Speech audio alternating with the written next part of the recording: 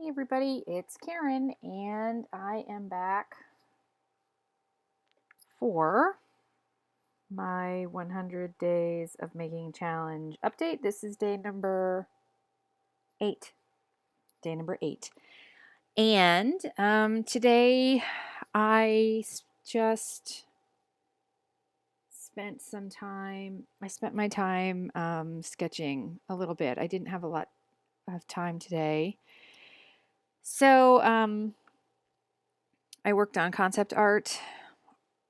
And here you can see, this is zoomed in at 100% in Clip Studio Paint.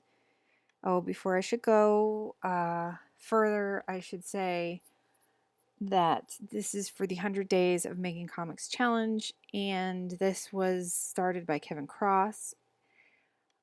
Basically, this challenge is that you spend at least a half an hour a day working on the passion project or comic project that you've always wanted to do or that you're working on and you need to get done, but you just don't.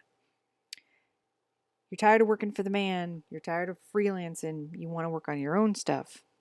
Well, this is your chance. Carve out 30 minutes in your crazy day, get her done. Okay, so yesterday I talked about my plot point I got from plot point 1 in the end of the first act of my story in the outline to the end of the midpoint.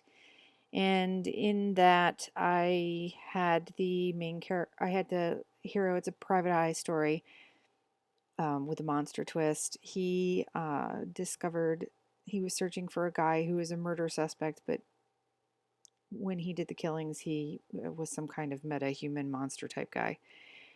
So this was my very first attempt at sketching out the murderer. So I want him to kind of transform uh, into a monster type dude. So here's a possible what he looks like. He has to be sort of handsome. And again, this is a very initial sketch, and it may or may not end up in the comic, but because he is having an affair with the wife of his boss, so he has to be good looking enough to make that believable. And I actually started out with the monster. And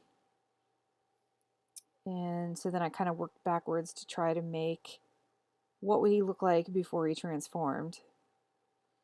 Blonde. So here I give him the, let me see if I can get another. So I had drawn in some light, oops, silly me, make a color layer. There we go. I had drawn in light hair, so that meant that he had to have light hair here. I mean, he didn't have to. The Hulk turns green, right? And I knew I wanted him to have sharp teeth, kind of ghoulish looking. So this was the sketch I had done. This has got some crazy anatomy. Because he's a monster, right? Or it's not because I can't draw, it's because he's supposed to look like that. Yeah. And of course, the typical fingers that turn into claws he can rend and shred with. So, and then I also I started playing around with tones because I'm doing Clip Studio Paint. And I wanted to maybe just use tones instead of like a grayscale. I wanted to tone the comic for print or online. Or whatever.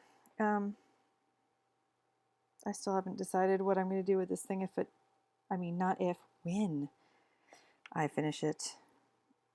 But yeah, so I thought it would be cool. I really like manga, really like the look of it. And I'll probably overlay some color on top of it, but I don't know, on top of the tones or underneath the tones, or I'm thinking of just doing the very simple color, nothing rendered out. Sorry, it's really late. So anyway, this is my rough concept that I came up with tonight. It's got some wolfman feet. And hopefully, yeah, I don't even know what to say anymore. I'm so tired. So I guess that's it. I'm just going to make this really short because I'm blathering. I have nothing to say. This is what I did. First pass at trying to make a monster type guy. I was going to make him a lot more inhuman at first. I don't know, very, more like monstery like this. But then, I don't know, I guess I'm going more for the classic. No, I'm going more for a classic movie monster. Oh, he was a private eye detective after all. I could give a nod to werewolves and vampire typey things and ghouls. So maybe we'll go with something a little more realistic, like this guy here, instead of like crazy. Really, I also don't really want to have to try to I'd have to try to deconstruct this this transformation, and like how in the world would, in the movie scene where you show the werewolf's face elongating from human to werewolf and stuff, and I think it would be easier to go more realistic like this than really trying to figure out the mechanics of his face growing. That's more brain power than I have. Anyway, I kind of like it. I wish it's hard to read these tones though, at least in the OBS software.